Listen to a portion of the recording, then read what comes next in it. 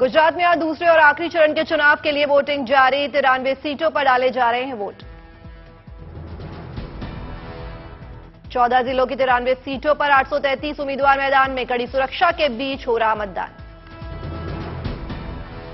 दूसरे चरण की वोटिंग के लिए बनाए गए हैं करीब 26,000 मतदान केंद्र। वोटिंग को लेकर लोगों में जबरदस्त उत्साह। वोट देने के लिए लगी कतार। गुजरात विधानसभा चुनाव में पीएम मोदी ने किया मतदान। अहमदाबाद में लाइन में लगकर डाला वोट। अहमदाबाद के रानीप में निशाना पब्लिक स्कूल में वोट डालने के बाद पीएम ने मीडिया से की बात। लगे मोदी मोदी के नारे। मैं इलेक्शन कमीशन को भी हृदय से बहुत बहुत बधाई देता हूं कि उन्होंने बहुत ही शानदार तरीके से पूरे विश्व में भारत के लोकतंत्र की प्रतिष्ठा को बढ़े, इस प्रकार से चुनाव का संचालन करने की एक महान परंपरा विकसित की है। पीएम मोदी ने ट्वीट कर विशेष रूप से युवा और महिला मतदाताओं से बड़ी संख्या में मतदान करने की अपील की। गुजरात के सीएम भूपेंद्र पटेल ने भी डाला वोट। अहमदाबाद के शिलाज अनुपम स्कूल में किया मतदान। सीएम भूपेंद्र पटेल ने वोट डालने के बाद कहा, आज गुजरात में लोकशाही पर्व मनाया जा रहा है। सीएम भूपेंद्र पटेल ने गुजरात की जनता से की अपील। शांतिपूर्ण तरीके से मतदान में हिस्सा लेने और भारी मतदान करने के लिए कहा। अपने परिवार के साथ वोट डालने बूथ पर पहुंचे गृह मंत्री अमित शाह। अहमदाबाद के नारायणपुरा में डाला वोट। अमित शाह के बेटे और बीसीसीआई के सचिव जय शाह ने भी डाला वोट। अहमदाबाद के नारायणपुरा में किया मतदान। वोट डालने के बाद परिवार के साथ मंदिर पहुंचे अमित शाह। भगवान का लिया आशीर्वाद।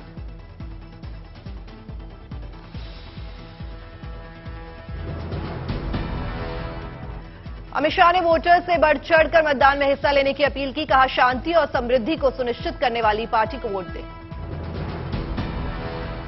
दिल्ली के उपराज्यपाल विनय सक्सेना भी वोट डालने गुजरात पहुंचे। अहमदाबाद में किया मतदान। कहा, ज्यादा से ज्यादा वोट करें और लोकतंत्र को मजबूत करें।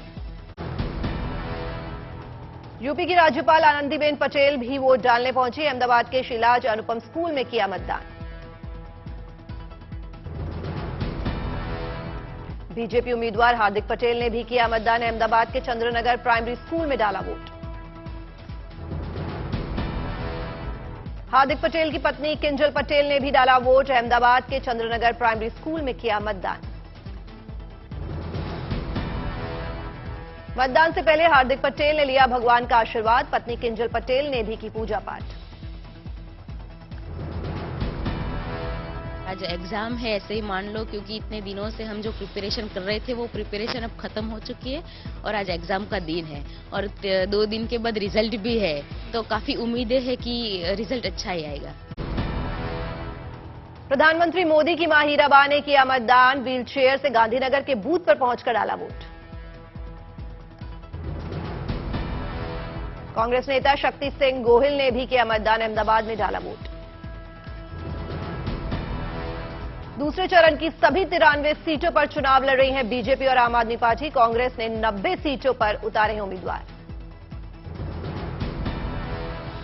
गुजरात के कांग्रेस उम्मीदवार कांति खराड़ी के आरोपों पर चुनाव आयोग ने लिया संज्ञान। बीजेपी उम्मीदवार पर हमले का आरोप। 15 किलोमीटर भागकर जान बचाने का किया दावा। मैनपुरी लोकसभा उपचुनाव के लिए वोटिंग। सैफई में पोलिंग बूथ पर आया अखिलेश यादव। मताधिकार का किया इस्तेमाल। दूसरे चरण में गुजरात के 2 करोड़ 51 लाख मतदाता कर रहे हैं वोट। 1 करोड़ 29 लाख पुरुष मतदाता हैं और 1 करोड़ 22 लाख महिला मतदाता हैं। दूसरे चरण के चुनाव में कई दिग्गजों की किस्मत दांव पर। सीएम भूपेंद्र पटेल भी किस्मत का होगा फैसला। घाटलोडिया विधानसभा सीट से लड़ रहे हैं चुनाव। आज की वोटिंग में पाटीदार नेता हार्दिक पटेल की किस्मत का भी होगा फैसला। वीरमगाम सीट से बीजेपी की टिकट लड़ रहे हैं चुनाव। गांधीनगर दक्षिण सीट से चुनाव लड़ रहे हैं अल्पेश ठाकुर। आज की वोटिंग में होगी हार जीत का फैसला। कांग्रेस के जिग्नेश मेवानी वडगाम सीट से लड़ रहे हैं चुनाव। विधानसभा में विपक्ष के नेता सुखराम राठवा जेतपुर सीट से है मैदान में। दोनों सीटों पर आज हो रही है वोटिंग। गुजरात में सुबह 8 बजे से वोटिंग जारी। 11 बजे तक पड़े 29.6% वोट। सुबह 11 बजे तक अहमदाबाद में 16.51% वोटिंग। आनंद में 20.38% मतदान। सुबह 11 बजे तक बनासकांठा में 21.02% वोटिंग। अरावली में 20.38% मतदान। सुबह 11 बजे तक दाहोद में 17% से ज्यादा, गांधीनगर में 20% से ज्यादा मतदान। सुबह 11 बजे तक मेहसाणा में 20.66%, वडोदरा में 18.77% मतदान। 5 राज्यों की 6 विधानसभा और 1 लोकसभा सीट पर उपचुनाव के लिए वोटिंग जारी। यूपी की मैनपुरी लोकसभा सीट पर भी जारी है मतदान। मैनपुरी से डिंपल यादव है एसपी उम्मीदवार। उपचुनाव में वोटिंग के बीच समाजवादी पार्टी के अध्यक्ष अखिलेश यादव का बड़ा आरोप। कहा, यूपी पुलिस समाजवादी पार्टी के समर्थकों को वोट देने से रोक रही है। केवल मैनपुरी लोकसभा की शिकायतें नहीं हैं, बल्कि रामपुर विधानसभा में जिस दिन से हम लोग वोट मांग करके आए हैं, जिस दिन से शुरुआत हुई है, उस दिन से प्रशासन लगा हुआ है कि वोट ना पड़ पाए। अखिलेश यादव ने लगाया आरोप। कहा, रामपुर में लोगों को घरों से निकलने नहीं दिया जा रहा।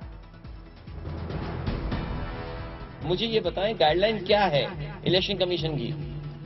इलेक्शन कमीशन की गाइडलाइन ये नहीं है कि आप पुलिस को ये आजादी दे दें कि आपका चेक करेंगे। रामपुर विधानसभा सीट पर उपचुनाव के लिए मतदान जारी। समाजवादी पार्टी ने असीम रजा और बीजेपी ने आकाश सक्सेना को बनाया है अपना उम्मीदवार। बिहार की कुंडली विधानसभा सीट पर भी वोटिंग। जेडीयू उम्मीदवार मनोज सिंह कुशवाहा और बीजेपी उम्मीदवार केदार गुप्ता के बीच मुकाबला। छत्तीसगढ़ की भानु प्रतापपुर सीट पर भी हो रहा है मतदान। बीजेपी उम्मीदवार ब्रह्मानंद नेतान ने डाला वोट। राजस्थान के सरदार शहर विधानसभा सीट पर भी आज उपचुनाव मतदान जारी। ओडिशा की पदमपुर सीट के लिए भी मतदान जारी। बीजेडी और बीजेपी में सीधी टक्कर। 8 दिसंबर को आएंगे गुजरात, हिमाचल विधानसभा चुनाव और उपचुनावों के नतीजे। बीजेपी कांग्रेस आप के बीच बड़ा मुकाबला। हिमाचल के सीएम जयराम ठाकुर का दावा, फिर हिमाचल में बनने जा रही है बीजेपी की सरकार। कहा, बीजेपी तोड़ेगी चलन। आज से दिल्ली में बीजेपी की 2 दिवसीय राष्ट्रीय पदाधिकारियों की बैठक का उद्घाटन करेंगे पीएम। बैठक को करेंगे संबोधित। बीजेपी की बैठक में आगामी लोकसभा चुनाव को लेकर बनेगी रणनीति। राज्यों के बीजेपी प्रभारी, तय प्रभारी और फ्रंट ऑर्गेनाइजेशन के प्रभारी और महासचिव लेंगे हिस्सा। बीजेपी की इस बैठक में अगले साल जिन राज्यों में विधानसभा चुनाव होने हैं उन पर भी चर्चा होगी।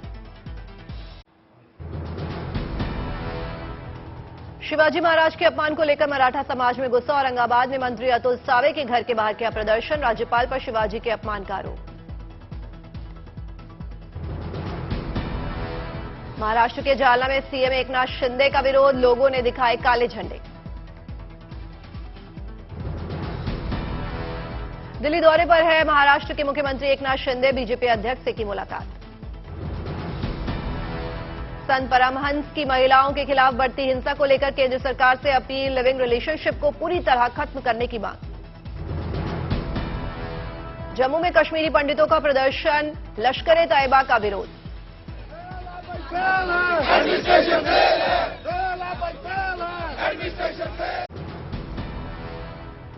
राजस्थान से गुजर रही है कांग्रेस की भारत जोड़ो यात्रा। झालावाड़ जिले से राज्य में हुई एंट्री।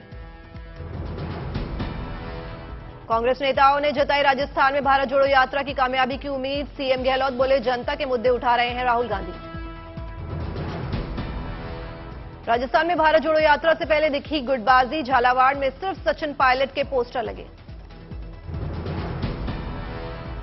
एमपी में भारत जोड़ो यात्रा के दौरान पाकिस्तान समर्थक नारा बना। सियासी मुद्दा। एमपी के गृह मंत्री नरोत्तम मिश्रा ने कांग्रेस को घेरा।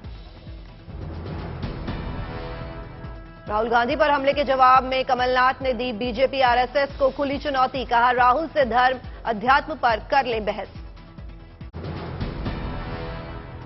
सिंगापुर में आज लालू यादव का किडनी ट्रांसप्लांट। बेटी रोहिणी आचार्य दे रही हैं पापा को किडनी। पटना में बिहार के पूर्व मुख्यमंत्री लालू प्रसाद यादव की सेहत के लिए किया गया महामृत्युंजय जाप। आरजेडी समर्थकों ने हवन कर की लालू यादव के ठीक होने की कामना। पश्चिम बंगाल के भूपति नगर में हुए धमाके की बीजेपी ने एनआईए जांच की मांग की। शुभेंद्र अधिकारी ने जांच के लिए लिखा पत्र। भूपति नगर में धमाके से 3 लोगों की गई जान। टीएमसी नेता के घर हुआ ब्लास्ट। श्रृंगार गौरी ज्ञानवापी मामले में आज वाराणसी जिला कोर्ट में होगी सुनवाई। हाईकोर्ट के आदेश पर ज्ञानवापी से जुड़ी याचिकाओं पर जिला कोर्ट करेगा गौर। G20 को लेकर आज सर्वदलीय बैठक। सीएम केसीआर बैठक में नहीं करेंगे शिरकत। G20 समिट को लेकर राष्ट्रपति भवन में होने वाली बैठक की अध्यक्षता पीएम मोदी करेंगे। सूत्रों के मुताबिक जेपी नड्डा, मल्लिकार्जुन खड़गे, चंद्रबाबू नायडू और ओडिशा के मुख्यमंत्री नवीन पटनायक इस बैठक में होंगे शामिल। उदयपुर में आज से 7 दिसंबर तक G20 की शेरपा बैठक। भारत सितंबर 2023 में G20 शिखर सम्मेलन की करेगा मेजबानी। G20 पर आयोजित सर्वदलीय बैठक के लिए आज शाम 4 बजे दिल्ली पहुंचेगी ममता बनर्जी। दिल्ली दौरे में पीएम मोदी से मुलाकात कर सकती है ममता बनर्जी। कल अजमेर शरीफ भी जाएंगी ममता।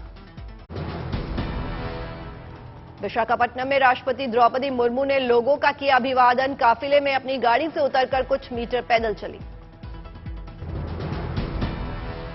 राष्ट्रपति द्रौपदी मुर्मू विजयवाड़ा में एक कार्यक्रम में की शिरकत। मुख्यमंत्री जगन मोहन रेड्डी ने शॉल और तिरुपति बालाजी की तस्वीर भेंट कर राष्ट्रपति मुर्मू को किया सम्मानित। राम की नगरी अयोध्या से आई गुड न्यूज। राम मंदिर निर्माण और पर्यटकों की संख्या में बढ़ोतरी से फूलों का कारोबार बढ़ा। फूल बेचने वालों के चेहरे पर आई मुस्कान। श्रीनगर में एनजीओ की मदद से कॉलेज में किया गया सांस्कृतिक कार्यक्रम का आयोजन। कार्यक्रम के जरिए छात्रों को ड्रग्स के खतरे से किया गया आगाह।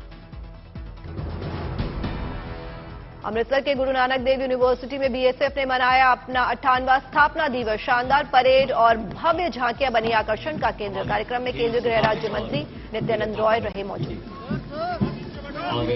Communication contingent. एमपी के राजगढ़ में भारत जोड़ो यात्रा के दौरान भावुक करने वाली तस्वीर आई सामने। 6 साल के आर्यमान ने राहुल गांधी को चॉकलेट देकर किया यात्रा का समर्थन। राहुल गांधी को चॉकलेट देने के बाद नन्हे से बालक ने कहा राहुल जी थक गए होंगे, इसलिए उसको मैंने एनर्जी के लिए चॉकलेट दी। अहमदाबाद में प्रमुख स्वामी महाराज शताब्दी महोत्सव की तैयारियां तेज। पीएम मोदी महोत्सव का करेंगे उद्घाटन। 15 दिसंबर 2022 से 15 जनवरी 2023 तक चलेगा भव्य मासिक महोत्सव। सीएम मनोहर लाल खट्टर कुरुक्षेत्र में अंतर्राष्ट्रीय गीता महोत्सव के समापन समारोह में शामिल। सीएम खट्टर ने की आरती। सरोवर में दुग्धाभिषेक कर दीप को किया प्रवाहित। मध्य प्रदेश के सीहोर में पंच कल्याणक जन्म महोत्सव में जमकर थिरके सांसद महेंद्र सिंह सोलंकी।